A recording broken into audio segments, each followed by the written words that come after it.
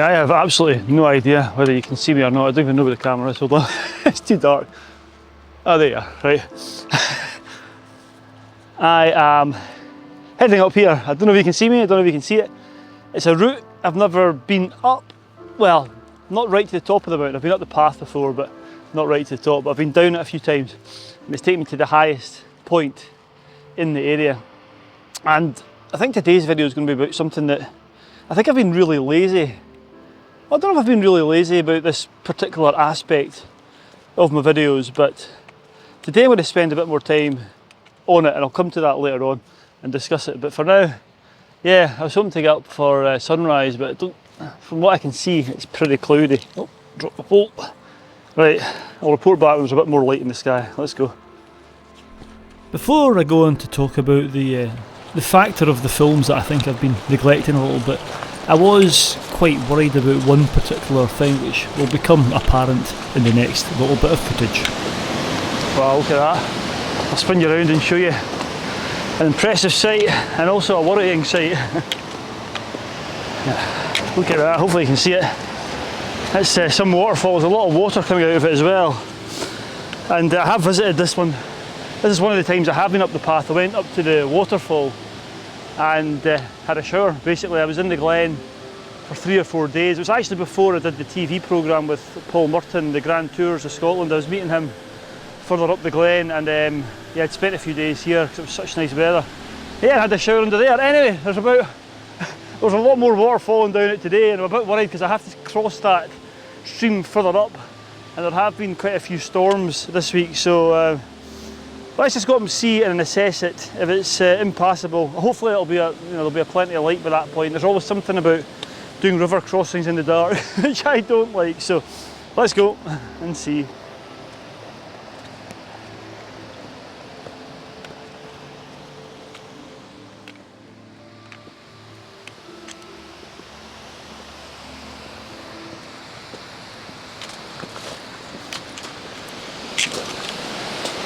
Well, this is wonderful.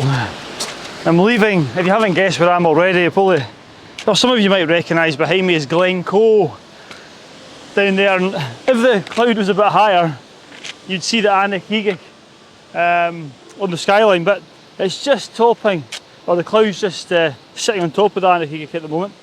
Let's hope it clears. But anyway, I want to spin you around and show you this Corrie where I'm heading to. It's wonderful. Right. Oh, right, this is the Corrie I was talking about, and it's Stob Corrie and Ambeach.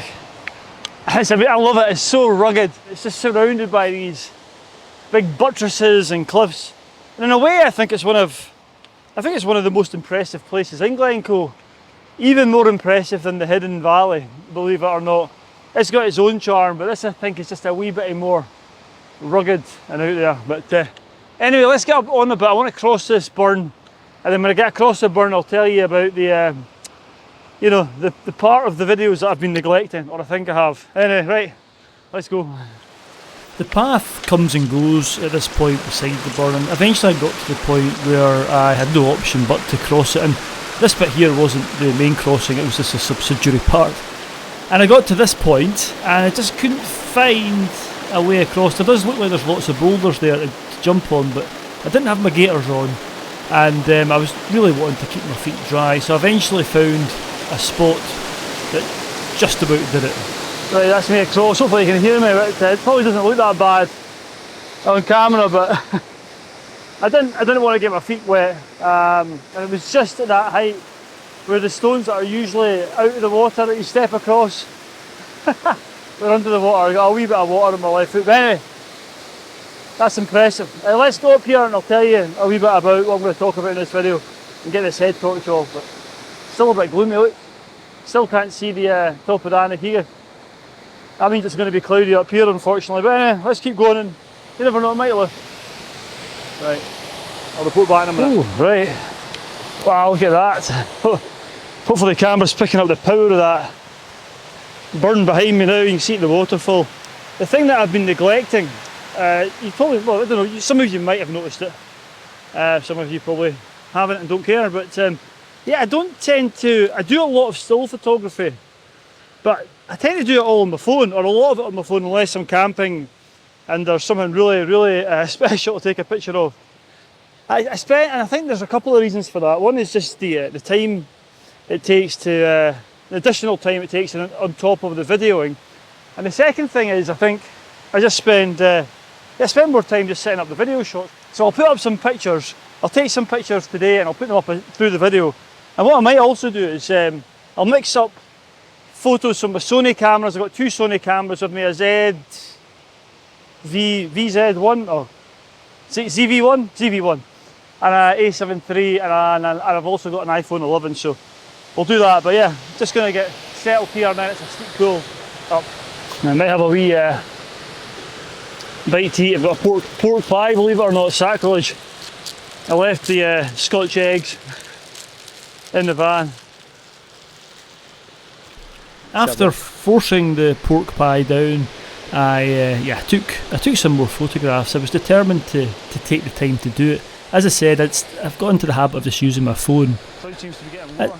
And the phone does do a job. It's fine for posting on social media. But anyway, the forecast was for the cloud to be above the summits, but that didn't seem to be happening, and in fact it seemed to be getting worse and worse as I headed further into the glen. Anyway, every now and again I'd force myself to stop and get the bigger cameras out to take some pictures, and it did kind of slow me down a wee bit. Not in a bad way, but actually in a good way. There was no rush today as I headed up, and it was nice just to take some pictures, and I was looking forward to editing them to see if there was a difference between the Sony cameras and the iPhone. Oh right, well the cloud's getting lower and lower. It's actually damp now. I'm going to have to stop and put my jacket on, which doesn't really make it that useful for photography. Yeah, I think I'll just stop and probably get my waterproof covers out for the camera at the moment before it gets too wet, and get a wee layer on because it's a bit damp. It's not great.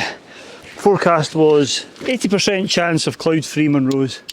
Might change because we are very early. It's not even 9 o'clock yet, but the weather's on the slide. There's rain coming in. I think this might be the rain coming in earlier than expected. So that's 2 weeks in a row the forecast has let me down. Not let me down, but not being right. They tend to get it right. It's just the timing that they get it wrong. So anyway, so I got an extra layer on and headed higher up the Corrie and further into the mist and the cloud, and it was thick cloud which was actually wet, and I was getting a wee bitty soaked through. Anyway, I soon got to the top and topped out onto the ridge. Right, that's me made the ridge, as you can probably see behind me. That's where I'm heading. I've got another, about 250 metres. I'm about 900 metres here. And that's the Corrie into the grey. That's the Corrie I came up. The first mountain's called Stob Bay, and then on to Bidean, which is 1150 metres. So whether I get up there or not, it's just that kind of dank, damp, typical autumnal Scottish weather. It's not too breezy up here, it's not bad. And I'm getting some shots. I think they're all going to be kind of monochromatic, to be fair, just because of the conditions, but still, some photographers like this. I have no preference really. I don't really class myself as a proper photographer. But if I get some nice shots, I'll put them up, and as I said before, let's see if we can spot the difference between the two Sony cameras. So the big Sony camera, the medium Sony camera, and the old iPhone 11. So yeah, let's continue up, and I'll continue to see if I can take some photos as I go. Now up on the ridge, it was a little bit more breezy, and it soon became apparent that that kind of mizzly, drizzly inside of a Scottish cloud wetness was starting to soak me through. So I stopped and got my Keela Saxon jacket on, which is an excellent lightweight jacket, which I keep in my bag for days when it's not forecast to be wet. Wow, well I wasn't expecting this. Let me spin you around, look at this, it's just clearing, and I'm almost between cloud layers. Above this one that I was sifting through, and it was lower in the glen, and you can see down into Glen Coe, it's cleared a wee bit down there. But wow, look at this. Maybe I will get some nice shots. So atmospheric. Right, let's head up and see if I can get views at the top of Stob Coire Bay. Wow. This is just stunning. Wow, this is the summit, Stob Coire Bay. And I don't know if you can make out just coming in and out of the fog there, Stob Coire. Of course, a hill that I've been up to lots and lots of times. Absolutely beautiful. And if I spin you around, this is the highest point in Argyll, Bidean, and Bian. That's where I'm going to head to. Just there, isn't it? Just very, very atmospheric. The way the clouds are just, yeah, skipping by. So much better than what I expected. So let's take some photographs, and we'll get headed up there. We'll stop up there for a bite to eat.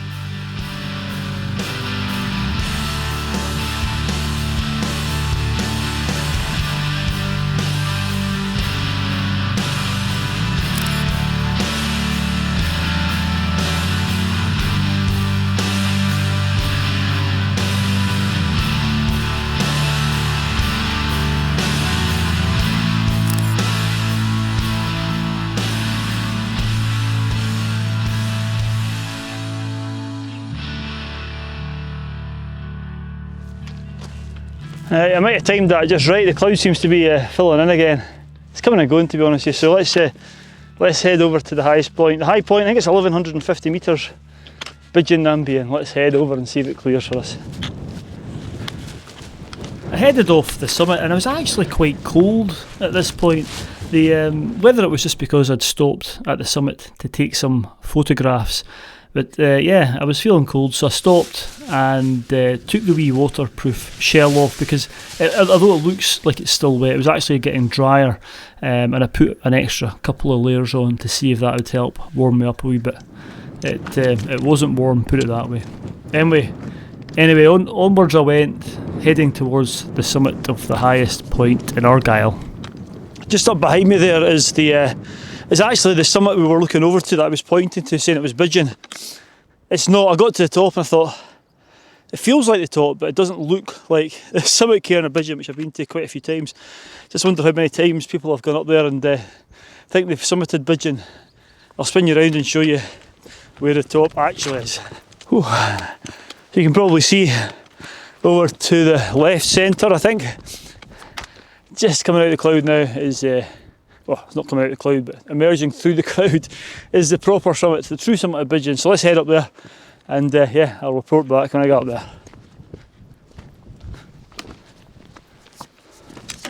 This is definitely the summit this time. Recognise it. Beautiful, and there's hee-haw to see. Oh, I'll tell you what, you know it's autumn's here, or we're into autumn, because it's blooming cold. Had to put my gloves on, had my silly wee hat up there on, but yeah, lovely. I might just sit here for a while. And the other reason I know it's autumn is because the battery on the small camera is gone. Battery exhausted, which happens because it's a smaller battery than the big camera. But yeah, I've been taking photographs on the way up. Maybe I've stuck some up, or you might see some on the screen now. I don't know if they're going to be any good, because it's just not. It's just damp.